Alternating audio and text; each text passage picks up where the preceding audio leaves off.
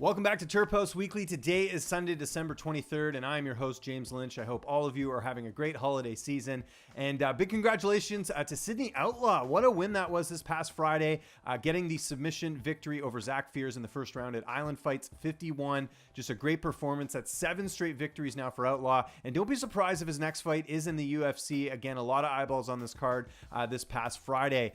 This week, we've got 2 fighters competing on the UFC 232 card. Of course, I'm talking about Brian Kelleher and Andre Ewell. Kelleher is fighting Montel Jackson. Now, if you remember, this fight was supposed to take place on the UFC New York card a few months ago, but Kelleher got food poisoning, ended up having to get pulled off that card, and they've rescheduled it here for UFC 232, and Kelleher has won 2 of his last 3 fights. He's never lost back-to-back fights in the octagon, so interesting stat heading into this fight with Montel Jackson. And then Andre Ewell, of course, you know the story here.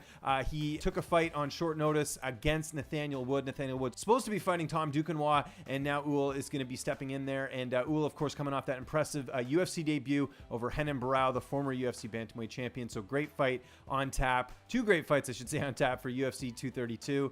Next week, of course, we have 2 fighters competing on the Rising card. We've got Darren Cruikshank taking on Damian Brown. And then, of course, we have Darion Caldwell taking on Kyoji Horiguchi. Just awesome matchups on that Rising card. That's Rising 14 on December 31st. And as always, check out the Terphouse.com for all your CBD oil needs. Follow us on Twitter and Instagram at the Terphouse, and subscribe to our YouTube channel, youtube.com/the Terphouse. I'm James Lynch. Happy holidays, and we'll see you next week.